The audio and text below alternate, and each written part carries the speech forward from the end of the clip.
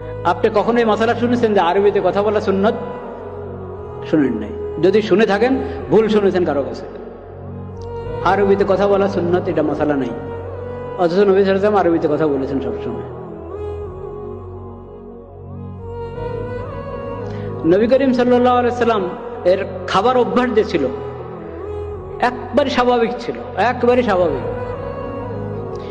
নবী করিম সাল্লাল্লাহু আলাইহি সাল্লামের খাবার অভ্যাসকে সুন্নত ঘোষণা করা হয়নি।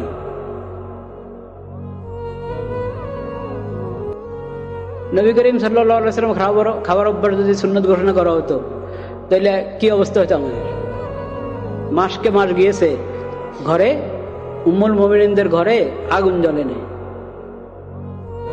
আগুন জ্বলে না এর মানে ভাতের তো প্রশ্নে আসে না, ভাত তো সেখানে তেমন তখন ওটা চালের ইয়া ছিলই না, তেমন চালের অস্তিত্ব ছিল না তা না, কিন্তু রেওয়াজ ছিল না তেমন একটা।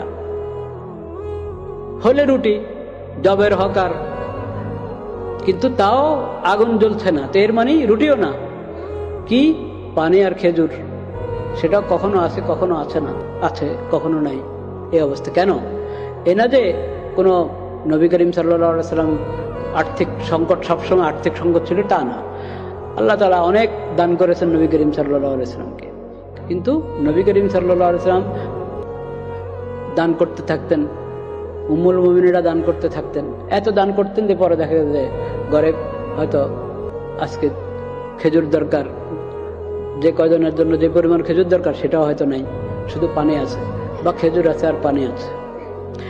কিন্তু এটাকে নবী করিম সাল্লাল্লাহু আলাইহি সাল্লাম সুন্নত ঘোষণা করেন নাই, খেজুরেই তোমাদের প্রধান খাদ্য হবে, রুটিয়ে তোমাদের প্রধান খাদ্য হবে, জবের রুটি প্রধান খাদ্য হবে, ঘোষণা করা হয়নি। কেন? এটা কঠিন হয়ে যাবে। পোশাকের ব্যাপারে ধরেন, কোন রঙের পোশাক হবে, কোন ধরনের পোশাক হবে, কোন এলাকার পোশাক হবে, কিচ্ছু না, কিন্তু টাকনার উপরে রাখো, পুরুষ টাকনার উপরে রাখবে, এটা বিধান, এটা ওহী ছাড়া জানা যাবে না। এবং অমুসলিমদের যেটা এই নিদর্শন, ওই ধরনের কোনো কিছু তুমি গ্রহণ করো না, তুমি মুসলিম, এটা বিধান দিয়ে দিয়েছে।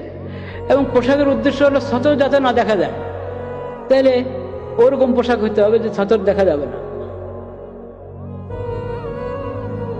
এরকম মোটা দাগের কিছু বিধান দিয়ে দেওয়া হয়েছে, এরপরে উন্মুক্ত ছেড়ে দেওয়া হয়েছে, কে সালোয়ার পরবে, কে লুঙ্গি পরবে, কে চাদর, কে জামা, জামা হলে কোন ধরনের জামা, কানিফারা না গোল নাকি, কোনো কিছুকে বিধান বানিয়ে দেওয়া হয়নি।